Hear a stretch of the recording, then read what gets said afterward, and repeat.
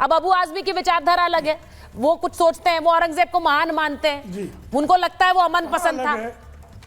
नहीं, कहाँ अलग है? हाँ, कहाँ अच्छा, अलग नहीं है। अखिलेश यादव तो उसका समर्थन कर रहे हैं। हाँ। या तो अखिलेश यादव को मान लिया जाए नेता, या फराज किदवई को बड़ा नेता मान लिया जाए। किसको मान रही है? अखिलेश यादव ने आज जो ट्वीट किया है, उस ट्वीट में उन्होंने अबू मियां आजमी का समर्थन किया है।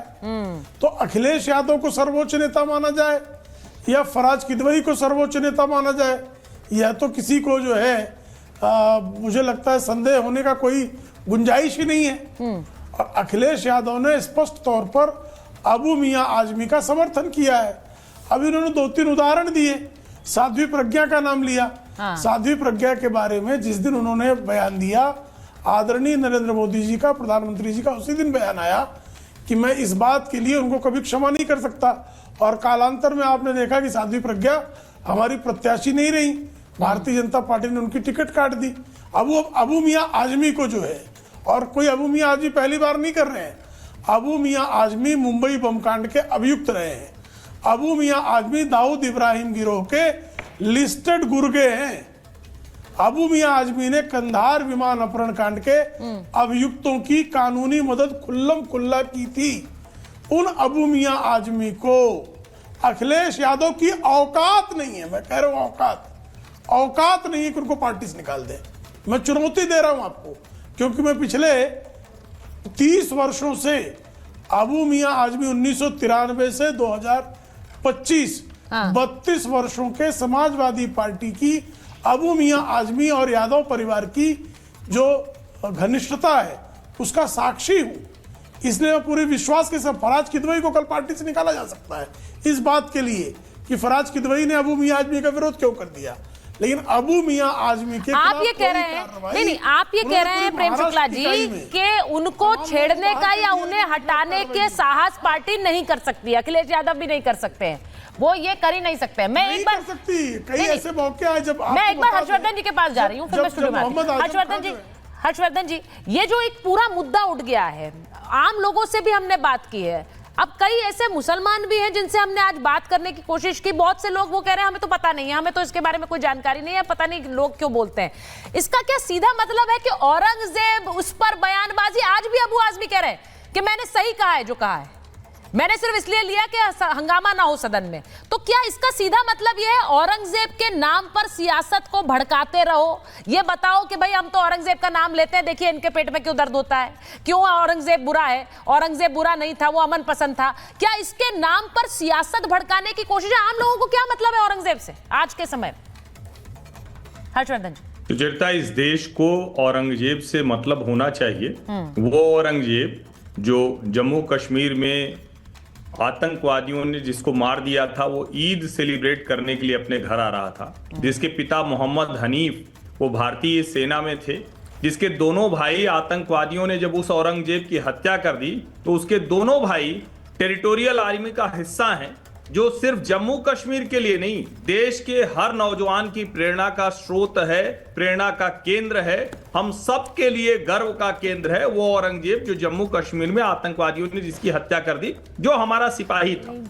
लेकिन जिस औरंगजेब के लिए अबू आजमी कसीदे पढ़ रहे हैं, वो तो नालायक था, वो तो कातिल था, वो तो हत्यारा था, वो तो, चलिए आपको ये लगता है कि हिंदुओं के लिए किया होगा, तो उस वक्त हिंदू मुसलमान नहीं, उसने तो मुसलमानों को भी नहीं छोड़ा, और तो और उसने तो सिखों को भी नहीं छोड़ा, गुरु तेग बहादुर, उनके शिष्य, उनके साहिबजादे। इसके बावजूद क्या इस देश में कोई ये पाप कर सकता है कि उस औरंगजेब का महिमा मंडन करे?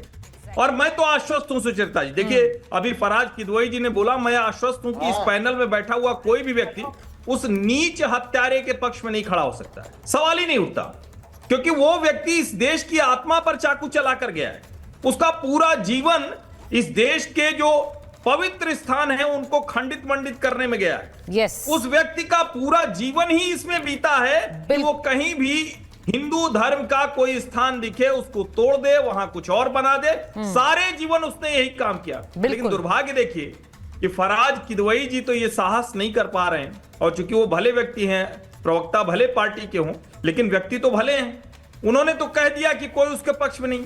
लेकिन अखिलेश यादव अबू आजमी के बयान को अभिव्यक्ति की स्वतंत्रता कह रहे हैं। कहां ले जाना चाह रहे हैं देश को? और मैं इसका पक्षधर नहीं हूं कि आज नहीं, और वो एक और चीज कह रहे हैं, वो कह रहे हैं निलंबन से सच नहीं छिप सकता। लेकिन अगर एक विधायक इस तरह से बात कर रहा है तो बिल्कुल जाना चाहिए, और मैं भी इससे सहमत हूं कि ये कानूनी दायरे में कार्रवाई होनी चाहिए। इस तरह से हिंदू मुस्लिम भावनाएं भड़काना ये देश का विरोध है, और ऐसे देश विरोधी व्यक्तियों पर कार्रवाई होनी ही चाहिए। बिल्कुल, आपने जो बात बोली, उन्होंने ये भी कहा है कि निलंबन से सच नहीं छिप सकता है, जबान पर लगाम नहीं लग सकती है। क्या इसका सीधा मतलब ये है कि वो ये कह रहे हैं कि जो उन्होंने कहा वो सही कहा है? मैं तो इस पर भी डिबेट करना चाहती हूँ। क्या अखिलेश जी को ये लगता है कि जो अबू आजमी कह रहे हैं वो सही कह रहे हैं, वो गलत नहीं कह रहे हैं? मैं एक चीज ये पूछूंगी, मैं जरा एक बार पूछिए, आचार्य जी आपके पास आ रही हूँ, मुमताज जी के पास जा रही हूँ। ये जो बोला उन्होंने, क्या कोई भूलता है? जो मुझे लगता है हर्षवर्धन जी ने बिल्कुल सटीक बात बोली है कि क्या कोई भूल सकता है? अभी जो एक फिल्म आई उसने उन सारी शायद स्मृतियों को और उस इतिहास को एक बार फिर से जीवंत कर दिया। जब संभाजी के ऊपर जो अत्याचार हुआ, वहीं साहिबजादों पर जो अत्याचार हुआ वो औरंगजेब ने किया। ये क्या इतिहास नहीं है हमारा आचार्य जी? ये इतिहास है। और फिर अगर कोई उस व्यक्ति को महान बताता रहे तो क्या वो जख्म कुरेदना जैसा नहीं है? देखिए, व्यक्ति महान वो होता है जो बलिदान दे, लेकिन औरंगजेब का इतिहास, अभी तो हिंदू मुसलमान और सिखों की बात हो रही थी, अपने परिवार के ऊपर क्या किया? बाप को जेल में डाल दिया, तीनों भाइयों की हत्या, गर्दन कटवा दी, उसके साथ साथ अपने बेटे की भी हत्या करवा दी। ये इतिहास पढ़ना चाहिए, लेकिन आज तथाकथित तौर पर इतिहास नहीं पढ़ते। अब अपने बेटे की हत्या क्यों कराई, ये भी सामने आना चाहिए, क्योंकि उसके कान में उड़ती हुई खबर पहुंची कि ये उनके साथ मिल गया और मेरी राजसत्ता पे कब्जा करना चाहता है, राज्य सत्ता पर। यानी सोचे कि अपनी जायदाद के लिए और केवल वर्चस्व के लिए अपने बेटे तक की हत्या करवाने वाले कैसे हीरो हो सकते हैं? किसके? मुझे समझ में नहीं आती है। बेचारे सीधे साधे लोग, मदरसों में पढ़ा ही नहीं जाता। कैसे बन जाते हैं मुमताज जी? कैसे हीरो बन जाते हैं? महिमा मंडन हो रहा है, सच बोला जा रहा है कि ये जो कहा गया वो सच है, इसमें गलत क्या है, वो अमन पसंद है। मुझे समझ नहीं आता है कि क्यों जख्म कुरेदे जाते हैं। नहीं, किसने अमन पसंद कहा? मैंने तो सुना नहीं। अबू आजमी ने कहा ना, आपने बयान नहीं सुना क्या? मैं उनके लिए कह देता हूँ, सबके लिए कह देता हूँ, क्योंकि बीजेपी को बहुत अच्छा मुद्दा मिल गया कि औरंगजेब को लाए के झगड़ा दिया कराए, औरंगजेब को लाए के और झगड़ा दिया कराए, जाने कोहू कुछ नहीं, इस झगड़ा से का पाए।